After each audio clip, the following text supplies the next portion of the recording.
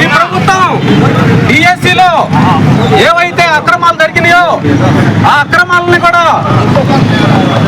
ప్రజలందరి దృష్టికి తీసుకెళ్లి అందులో అన్యాయం జరిగినటువంటి డిఎస్సి నిరుద్యోగులందరికీ కూడా న్యాయం జరగాలని తలంపుతో ఈరోజు రాష్ట్ర పార్టీ పిలుపు మేరకు ఇక్కడ ఈ కార్యక్రమం చేపట్టడం జరిగింది. ముఖ్యంగా చెప్పేది ఏంటంటే ఈ ప్రభుత్వం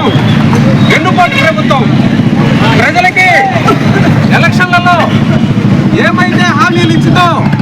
వాటన్నిటిని కూడా తుంగలంగు తొక్కి వారు విద్యాశాఖ మంత్రి గారు శ్రీ లోకేష్ గారు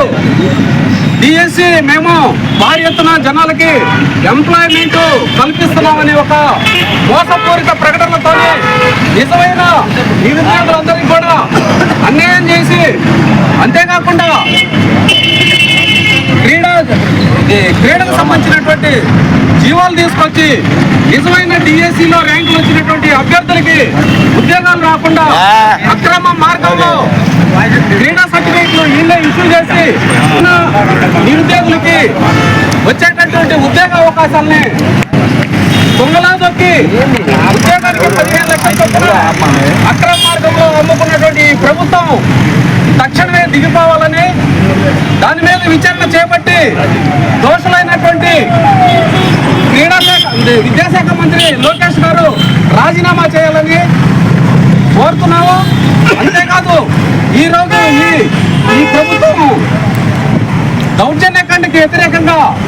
నిన్న జరిగినటువంటి విజయవాడలో శాంతి సామరస్యంగా విలేయ నిర్వహణ చేస్తున్నటువంటి ఆ కార్యక్రమంలో బోండా ఉమ్మ అనేటువంటి ఎమ్మెల్యే గారు ఏదైతే గతంలో అతను ప్రభుత్వం మీద తిరుగుబాటుగా మాట్లాడి చేసిన తప్పును సరిదిద్దుకోవడానికి వైసీపీ చేస్తున్నటువంటి నిరహార దీక్షపై దాడి చేయడమే కాకుండా ఇలా వాళ్ళందరినీ కూడా కేసుపై జైలు వేయడం జరిగింది. ఇది ప్రజాస్వామ్య విధానంలో కరెక్ట్ అయిన విధానం కాదు. ప్రజలందరూ కూడా ఈరోజు ప్రతిపక్ష పార్టీ వైఎస్ఆర్సీపీ పార్టీ ప్రజల పక్షాన రైతులైతేమే